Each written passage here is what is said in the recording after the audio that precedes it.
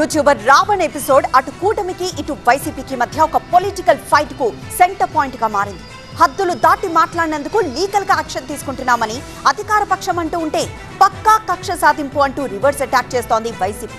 ఇప్పుడు దీనికి తోడు హిందూ సెంటిమెంట్ అనే హై వోల్టేజ్ ఎలిమెంట్ తోడవడంతో ఇరుపక్షాల మధ్య మాటల తూటాలు పేలుతున్నాయి. యూట్యూబర్ రావణ్ అరెస్ట్ వ్యవహారం ఏపీ రాజకీయాల్లో పెను దుమారాన్ని రేపుతోంది. రావణ్ అరెస్టుతో మొదలైన ఈ రగడ ఇప్పుడు హిందూ సెంటిమెంట్, దేశభక్తి అనే హై వోల్టేజ్ టర్న్ తీసుకుంది. హిందూ మఠాధిపతులు, పూజారులను కించపరుస్తూ మాట్లాడిన యూట్యూబర్ రావణ్ ని వైసీపీ అధినేత జగన్ ఎలా వెనకేసుకొస్తారని ప్రశ్నించారు నెల్లూరు రూరల్ ఎమ్మెల్యే కోటంరెడ్డి శ్రీధర్ రెడ్డి. శ్రీరాముడి గురించి నేను నీచంగా మాట్లాడతా, సీతమ్మ గురించి నీచంగా మాట్లాడతా, మహాభారతం గురించి నీచంగా మాట్లాడతా. అలాంటి వ్యక్తిని జగన్మోహన్ రెడ్డి గారు మీరు సమర్థించడం దుర్మార్గం.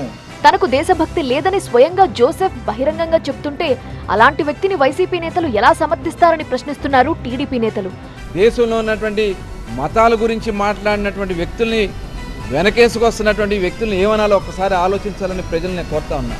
అధికారంలో ఉన్న నాయకులపై సోషల్ మీడియా ద్వారా ఇష్టం వచ్చినట్టు మాట్లాడితే ప్రభుత్వం చూస్తూ ఊరుకోదని హెచ్చరించారు మంత్రి పార్థసారథి. అధికారంలో ఉన్న నాయకుల్ని వ్యక్తిగతంగా తిట్టడానికి సోషల్ మీడియా వాడుకుంటే ప్రభుత్వం చూస్తూ ఊరుకోదని చెప్పేసి కూడా నేను ఈ సందర్భంగా నేను తెలియజేస్తాను. రావణ్ పై చట్టపరంగా చర్యలు తీసుకోవడం తప్ప అని ప్రశ్నించారు మంత్రి మండిపల్లి రాంప్రసాద్ రెడ్డి.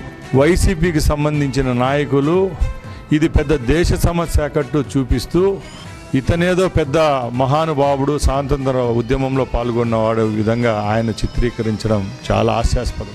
మరోవైపు దేశద్రోహం కేసులో అరెస్టైన జోసెఫ్ కి సహకరిస్తున్నారంటూ నటుడు ప్రకాష్ రాజ్ పై కదిరి పిఎస్ లో ఫిర్యాదు చేశారు బీజేపీ నేత విష్ణువర్ధన్ రెడ్డి. కూటమి నేతల మాటల దాడులకు ప్రతిపక్షాలు కూడా అంతే ఘాటైన కౌంటర్లిస్తున్నాయి. కేవలం ప్రభుత్వాన్ని, కూటమి వైఫల్యాలను ప్రశ్నించినందుకే కక్షగట్టి కావాలనే కేసులు పెట్టి వేధిస్తున్నారంటూ మండిపడుతున్నారు. మేము జడా శ్రావణ కుమారుకు, రావణుకు, వెంకటరెడ్డి భార్యకు వీళ్ళందరినీ కూడా మేము 100% సపోర్ట్ చేస్తాం. మొత్తానికి యూట్యూబర్ రావణ్ అరెస్టు వ్యవహారం ఏపీ రాజకీయాల్లో హాట్ టాపిక్ గా మారింది.